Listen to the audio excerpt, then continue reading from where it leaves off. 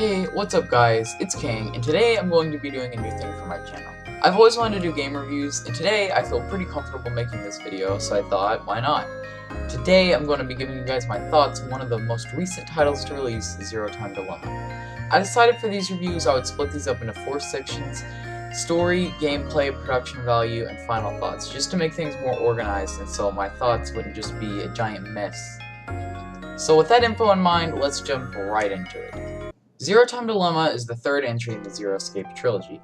The series, which originated as visual novel and puzzle hybrids with 2010 and 2012's respective 999 and Virtue's Last Reward. But with this game, things took a change. Instead of the story being told in visual novel format scenes, they are done in 3D animated cutscenes. The jump from text boxes to cutscenes is very interesting, and I'll touch on that again in a bit. First of all, for the most important thing in any Zero Escape game, the story. The game is a sequel and prequel of sorts. You'll know what I'm talking about if you played VLR, which you most certainly should. The story takes place in the Mars mission test site, which is heavily referenced in the series. In the game, you take the role of one of 3 protagonists, one for each of the teams. In C Team, there is Akane and Junpei from 999, as well as protagonist Carlos. Akane and Junpei have definitely changed since the events of 999, and it is definitely evident.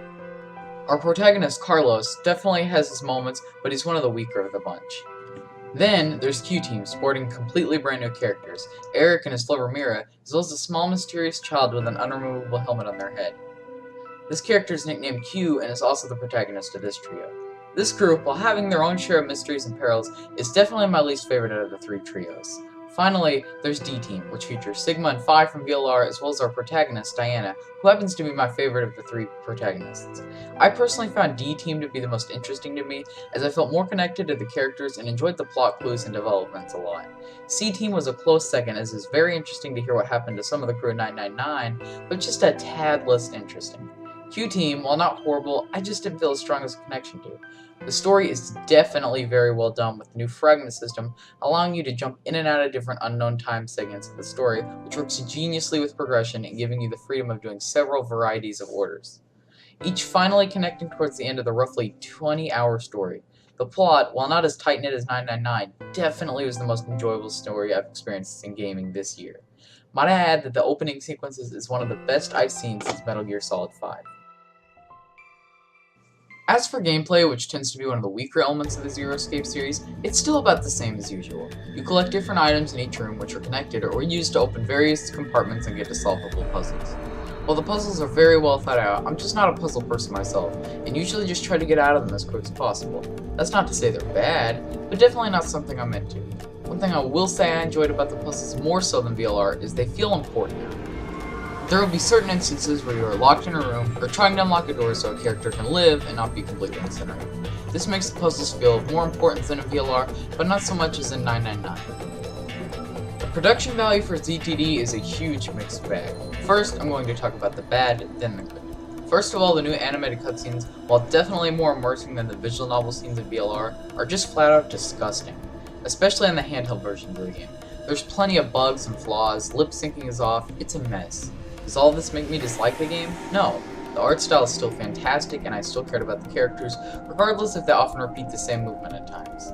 Now, to the better. The voice acting itself, while not as over the top as VLR, is still fantastic. Characters feel real and the voices definitely help the emotions. Junpei is still as awkward as ever and the new characters are done well. As for the music, it's fantastic. While I might not be the best critic for this, the game's soundtrack definitely does a great job of helping evoke emotion, whether it be sadness or mystery in the cutscenes, or intensity and fear in the puzzle games. It's great. My favorite tracks have to be the second mix of Blueberry Lamentation and Utsulate Pathos. Zero Time Dilemma offers one of the best stories I've experienced from a new game in a very long time. While the story might not have as much closure and neatness as one would hope, it is still one of the best experiences I have had in a long time.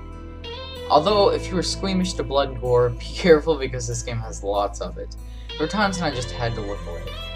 As for ratings, I'm going to give this game 2 scores, one for how much I enjoyed it, and one for how good the game is objectively. As for enjoying it, 9.5. It was amazing, and I could not put it down for 2 days straight, although the story wasn't as tight as I'd like, and the puzzles just weren't for me. Objectively, 8.5. Amazingly well written, but the graphical bugs really hold it back. Thanks for watching guys, I hope you enjoyed. If you liked the video a lot, I would really appreciate a like and maybe a comment telling me what you think about the game. Subscribe if you haven't already, it would mean lots and lots to me. And yeah, I hope you guys enjoyed the video. I'm kind of new to doing reviews and stuff, so this might not be as good as you'd expect from a review.